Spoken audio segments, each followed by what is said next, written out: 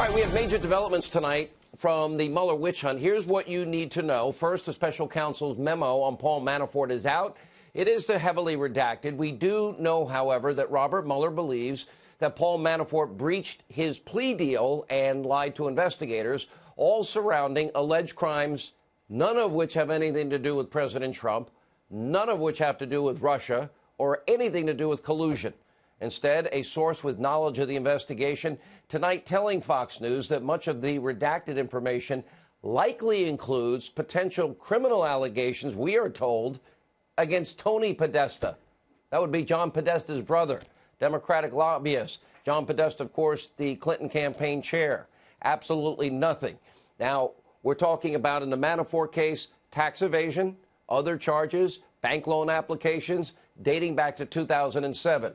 White House Press Secretary Sarah Sanders issued this statement. It said, quote, the government's filing in Mr. Manafort's case says absolutely nothing about the president. It says even less about collusion. It is devoted almost entirely to lobbying-related issues. And I'll add, long before Paul Manafort ever met Donald Trump. And also breaking today, two separate sentencing memos were filed against one-time Trump attorney Michael Cohen. First, the Southern District of New York completely rejecting Cohen's pleas for leniency, writing that, quote, a substantial term of imprisonment is warranted. Then the memo continues, Cohen's decision to plead guilty rather than seek a pardon for his manifold crimes does not make him a hero. In exchange for Cohen's guilty plea, the prosecutors recommended only a slight reduction to the suggested 5-year prison sentence. And meanwhile, the next memo from the special counsel, well, that focused on Cohen admitting that he lied under oath to the federal government, writing, quote, the sentence imposed should reflect the fact that lying to federal investigators, in fact, has real consequences. Let's be clear. The one thing that these two filings have in common, nothing to do with Russia or collusion at all. Zero evidence in any of these documents of Trump-Russia collusion, zero. Now, today, the president, he applauded the ruling. He tweeted, quote, totally clears the president. Thank you. And the president's attorney, Rudy Giuliani, called these findings, quote, complete exoneration of the president. They have nothing. We are very happy about it. And President and Giuliani, they're right about this. Legal scholar Alan Dershowitz, very passionate tonight, echoing a lot of these sentiments, including, by the way, saying, don't ever think about making a deal with Mueller because it's not going to work out too well for you. Take a look. Right now, it does not sound like it's good news for Mueller. It doesn't sound like in Cohen they have found a witness that will give them the key to the kingdom. So far, the only solid evidence that he has provided is the campaign contribution issue, and it's a very, very weak case. Oh, so tonight we have two men facing years behind bars. A third, George Papadopoulos, was released from prison today after serving his 12-day sentence for lying to Mueller's investigators. Meanwhile, we had earlier in the week American hero Michael Flynn. Well, he pled guilty to lying to investigators and will become a convicted felon, but only after his reputation and his finances were totally destroyed. And the question is, for what? When you read these documents, we hear about taxi medallions, fraudulent loan applications, tax evasion, lying about a potential project in Moscow that never got off the ground, and whether they stopped talking about it in January 2016 or June in 2016. Wow, the horror. How will America ever recover? Clearly, an election was stolen by all this information. After months of intense investigations, millions and millions and millions of your dollars spent, seedy perjury traps, legal coercion. We have absolutely no evidence of any wrongdoing by the president of the United States. And then you ask yourself this question. Do you feel safer tonight?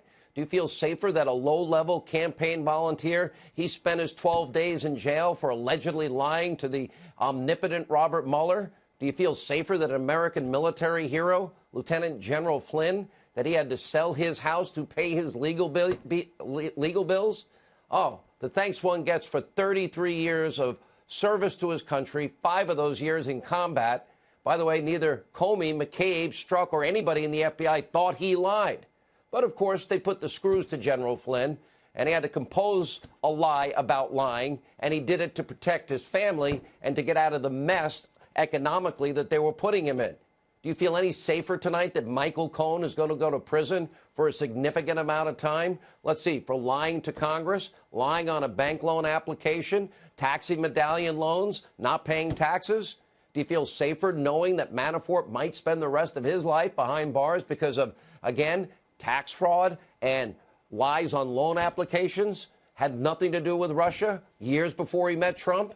Do you feel safer that everyone surrounding the president is seemingly targeted and those on the left get away every single day scot-free? Is that the America we want to live in? Take, for example, fired FBI Director James Comey and what we learned this week about him.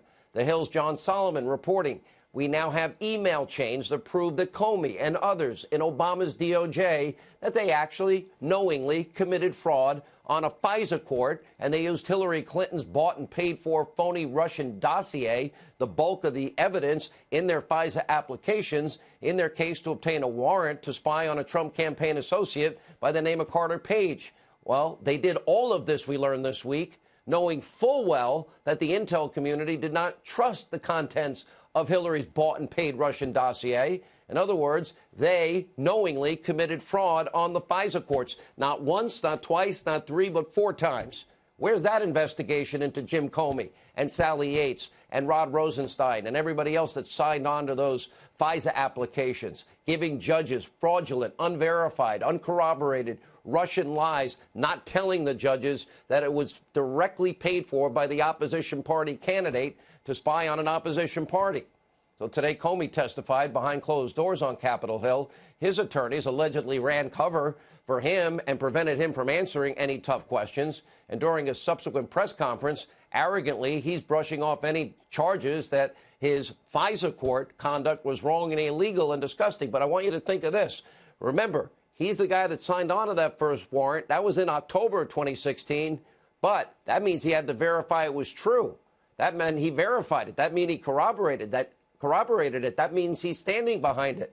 But yet in January at Trump Tower, he told Donald Trump, then president-elect, that it was salacious and unverified. Watch this.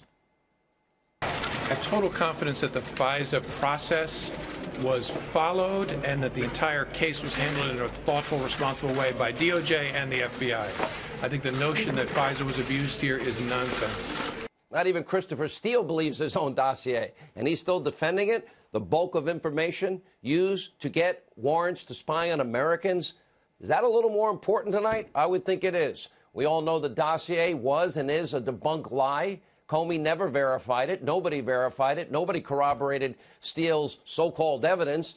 Steele himself wouldn't stand by it when questioned under oath in an interrogatory down in Great Britain, even after it was used to obtain a FISA warrant, even when he said it was salacious and unproven months after they had the FISA warrant in place. And James Comey, I guess he'll sleep well tonight, knowing that our two-tier justice system will likely never hold him accountable. So too will these liars. People that lied under oath, well, Michael Cohen's in trouble tonight because of it. What about Cheryl Mills or Uma Abedin or Bruce Orr or Glenn Simpson, Christopher Steele, James Clapper, John Brennan, Andrew McCabe, Lois Lerner, Loretta Lynch, Eric Holder? Yeah, all those lied to authorities. They were never prosecuted, never even investigated in many cases. And let's not forget about James Comey. Remember, he lied to Congress under oath, but I doubt he'll get the Cohen treatment tonight. And then you have the king and queen of corruption, Bill and Hillary Clinton, from mishandling top secret, classified information, obstructing justice, deleting subpoenaed emails, acid washing hard drives with bleach pit, busting up Hammer's devices, phones and Blackberries, leveraging their political positions in order to rake in millions of dollars. The Clintons tonight are perhaps this country's most corrupt politicians, and they have never, ever, ever been held accountable. But that might be about to change. John Solomon, breaking news right here on this program last night. Federal authorities received whistleblower information in 2017 alleging that the Clinton Foundation of a whole bunch of wrongdoing. Congressman Mark Meadows has confirmed that the whistleblowers have, in fact, turned over hundreds of foundation documents to lawmakers and potentially now shedding light into the Clintons' cloud of corruption. We're talking about information surrounding quid pro quo promises made to big donors while Hillary Clinton was Secretary of State and the commingling of funds with the foundation and the Clintons' private money. and so much more, including one glaring example when Hillary Clinton, as Secretary of State, remember this deal, signed off on sending 20% of our uranium, the foundational material for nuclear weapons, to Vladimir Putin. And by the way, this occurred as the Clinton Foundation was receiving millions and millions of dollars from the chairman of Uranium One and all the banks involved. Now, think about this. We knew that Putin had an operatives inside the United States. William Campbell was a spy within that network, identifying bribery, extortion, kickbacks, and money laundering.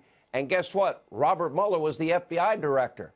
And in the end, Putin not only got the foothold into our uranium market, the deal happened, and none of those people got in trouble. But the Clintons got their money. They got the kickback to the foundation in terms of millions and millions of dollars. So tonight, an investigation we now know, as of yesterday, is ongoing. And I've said over and over, it is time in America, if we care about our constitutional republic, that we end a two-tiered justice system, that we have equal application of our laws and equal justice under the law.